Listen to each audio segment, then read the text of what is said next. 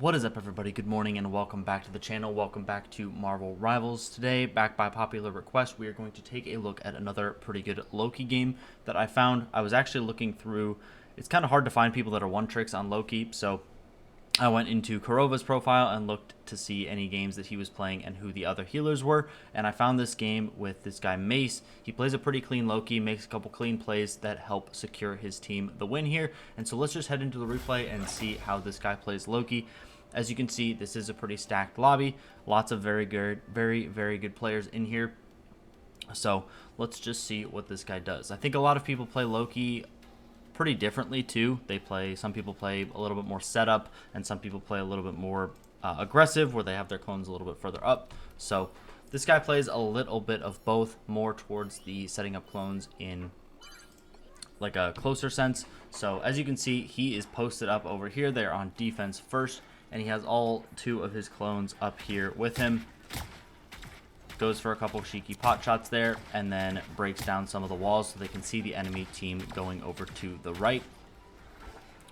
These clones are in a place to get a couple hit markers too. The one in the back could be slightly moved over so you could get a couple more blasts through there, but they are just poking the enemy team, building some ult charge as they go through. Uses his shift to keep himself alive and refresh the health on his clones, and is eventually pushed off high ground when the Groot and the Namor come through here. Tries to actually snap to one of his clones, but it is taken out, so he is a little bit stuck on low ground here.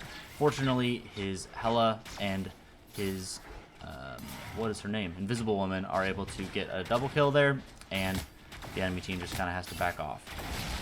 So, successful first push. I do like, on offense, going over to the left over there. I think it's a great way to get behind the enemy team, especially if you don't have a Doctor Strange off the rip.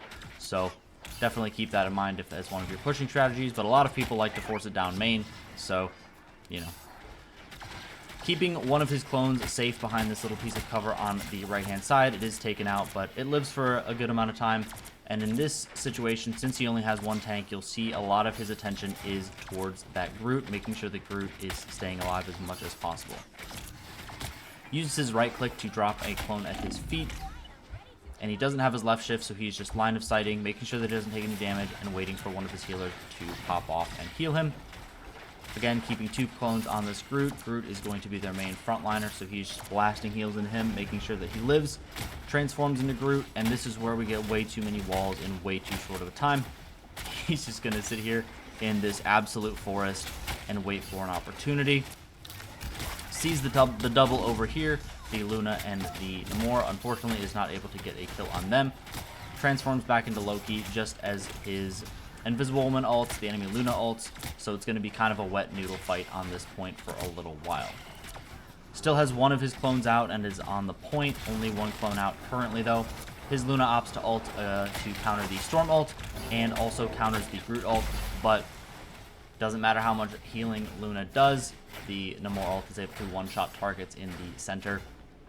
And you will see that a lot of times this game as well. You'll see a lot of one-shots with Groot Namor comboed, and that is definitely something, if you're playing Namor and you happen to have a Groot on your team, be on the lookout for those. It's a great way to secure a couple easy kills, especially if your Groot is good at landing ults. So, again, placing clones a little bit further up than I probably would. Some people place them way in the back just so they can live longer, but this guy opts to place them a little bit more under his team. So if they need to back up slightly, he can pop his shift and help keep people alive and prevent them from death. So still only on one clone. He's pretty much using his E charges exclusively. He's not using his right click to create clones, not overcommitting that just in case someone gets on him. But the enemy team is not playing a whole lot of dives, so he can stay pretty safe. And they're able to take two of them down and effectively ruin that push. You'll see that he's also going for a little bit more damage too. I think Loki's a very good flex healer at the moment. You'll see that his Luna and his Invisible Woman are doing a lot of healing. They're going to have more healing done at the end of the game than him, but he's a good character to kind of flex ults a little bit more. If you need to survive or stall a point, double Luna ult is pretty crazy. Double Invisible Woman ult is crazy. And as you saw earlier, transforming into Groot and getting that double Groot ult, or even just those walls holding the enemy team back a little bit, can also be very good, especially when you're transforming into a tank and you still have two healers on your team. So his Invisible Woman ults, the enemy Loki ults, their enemy Luna ults, so it's going to be another wet noodle fight here. His Groot ults and his Namor ults, they get 2 of the DPS on the enemy team in that one shot. Very, very good. Effectively ruins their push again, and they're able to run down the Groot here and take back control of this point, sending the enemy back to spawn.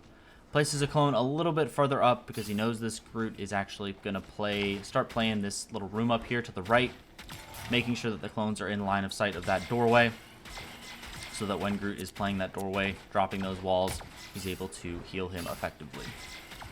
Just farming ult again. You can see Groot and Namor are pretty synced up as far as their ult charge, so they're able to keep that combo in their back pocket. He is just holding ult and seeing what they need, what the enemy team is going to do, what his team needs from him.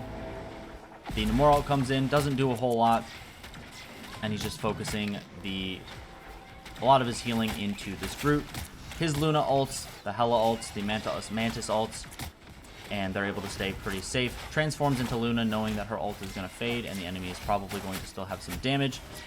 So he transforms into Luna, uses some of his abilities, waits a little while, and then Luna ults, keeping his team topped off, damage boosting them so they're able to force the enemy off of this payload. The enemy Luna ults, so another wet noodle fight a little bit. But at the end of the day, both the Luna ults fade, and they're able to get picks and stagger the enemy team a little bit. That is a situation where he did not want to turn into Groot. He wanted to turn into Luna, just stall for his team, stall out the enemy's ults, and they can push up because of it. As you see, too, he has that clone in the top right corner over there in that room, so that when Groot pushes up, he will have that clone hitting the Groot pretty much immediately.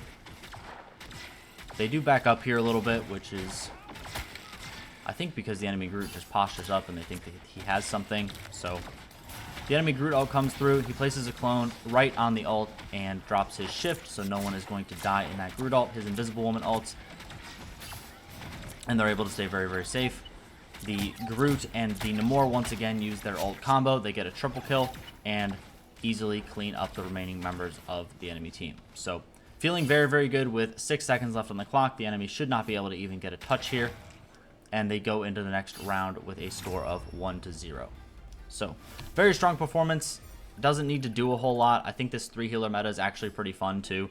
So I've seen a lot more comps running this, and especially if you can copy a stall ult too, that seems very, very strong at the moment. So definitely try and add Loki to your arsenal if you haven't tried this hero out, and especially if you have a good Luna that you play with, you guys will have a lot of pressure with double Luna ults, even if you're just doing that.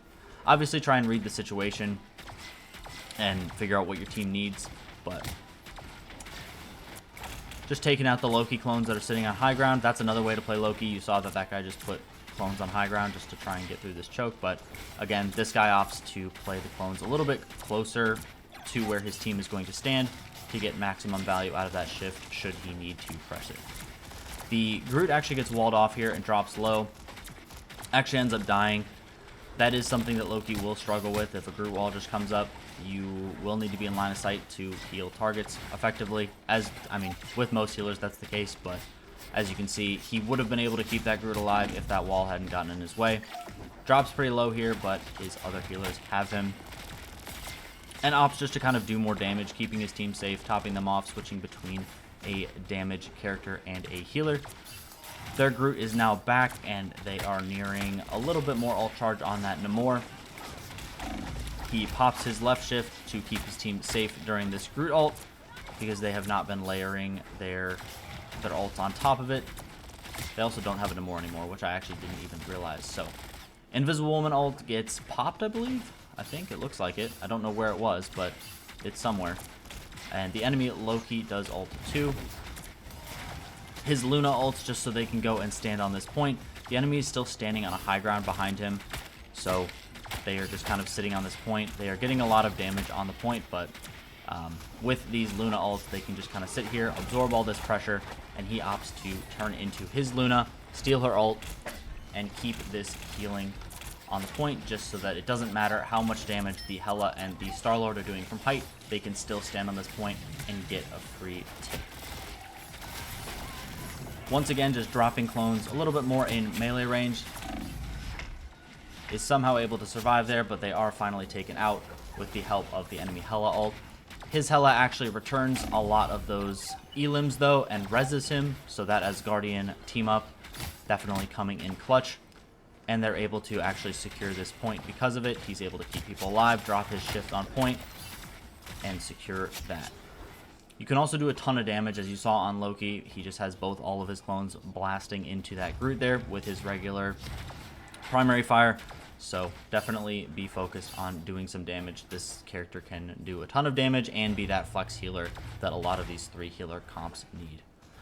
So just kind of coasting on point here. Just getting a little bit of distance. They're still waiting for their Groot to step up, it looks like. But getting some poke on the enemy team. Making sure that this room to the left is open. And pretending to be one of his clones on the cart so the enemy does not know exactly where he is. Does not commit to that strategy. Wouldn't recommend it. Sometimes committing to just pretending to be one of your clones is a little bit dicey, so maybe don't do that. They pop Loki ult, which is Luna ult, so they're not going to be able to get any takedowns while that is active. They all just back up, line of sight. Don't give the enemy any more ult charge, really. And just wait for that Luna ult to fade, knowing that they have Namor and Groot ult coming up soon, as well as Invisible Woman ult, his ult, and Luna ult. So they have a lot of damage and a lot of healing coming up here. They just need to buy their time a little bit and get one more good push. His Hela actually gets a pick on the Psylocke. He goes for the Groot ult and solo ults the Loki in the back to reduce all of their healing input or output, whatever you want to call it.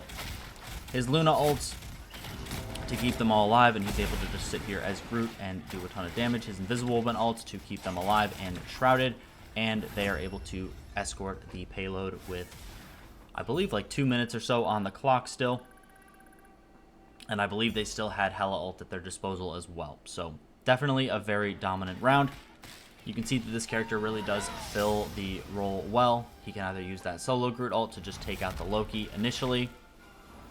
He used a couple Luna ults to keep his team alive and stall points. You get a lot of different value on this character, and it makes for a really exciting playstyle. So as you can see, he goes 13, 2, and 15. He doesn't top any healing meters or anything like that, but he definitely plays exactly what his team needs. So definitely try this character out in your next game. And as a quick note too, I appreciate all the support you guys have given on the videos so far. Thanks to everyone who has subbed, left a comment. I appreciate all of it, and I will see you guys in the next one. Bye-bye.